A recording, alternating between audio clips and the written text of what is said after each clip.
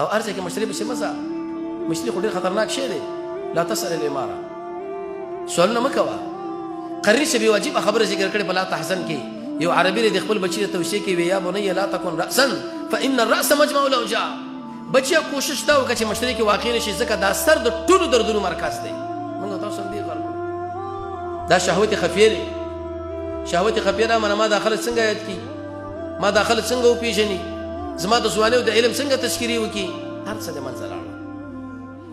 عبد الله بن مسعود په لاره باندې روانو، خلک پسې روان ورته راوګرځېدل، ویل د الله لحاظو کې ما فتنه کې ما اچوئ، دا ستاسو را روانېدل زما په دې زړه کې دا کیفیت د منځه ځي.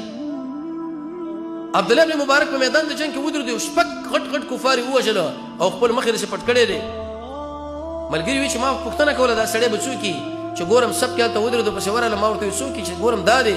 شیخ دا کار دې ولې وکړې؟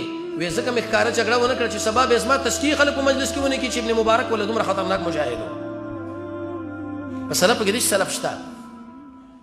کله به چې هغوی د قرآن تلاوت کوو او پوه شي چې به طور مثال زید عمر بکر راغی، ورو به یې څادر په دې باندې ور واچو چې هغه ما جریان د تلاوت کې ونه ګوري، د زړه کیفیت مې بدل نه شي. موږ او تاسو الله دې رحم وکړي.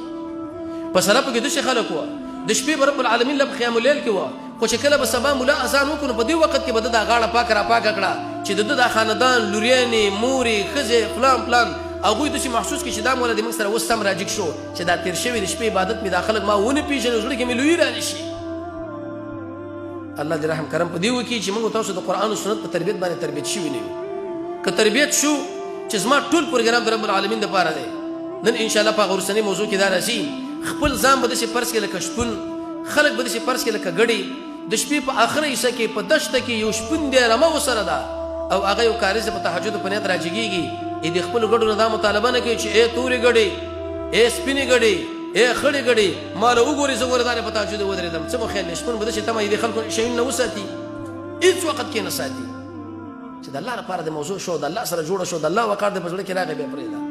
که خلک من یاد کړو که یاد نه کړي څه، که دا ټول جلالباد اوس موږ تاسو یاد کړو، چې شو غوږونه به زیاتېږي، یا دا ټول رد کړو چې وشي چې رزق به کمه کړي.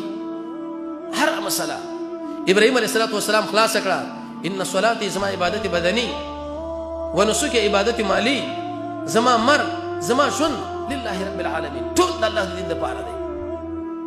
دا خپل ځان لم دا تربیت ورکړه، کشرانو له ورکړه، بل له ورکړه، بل له ورکړه.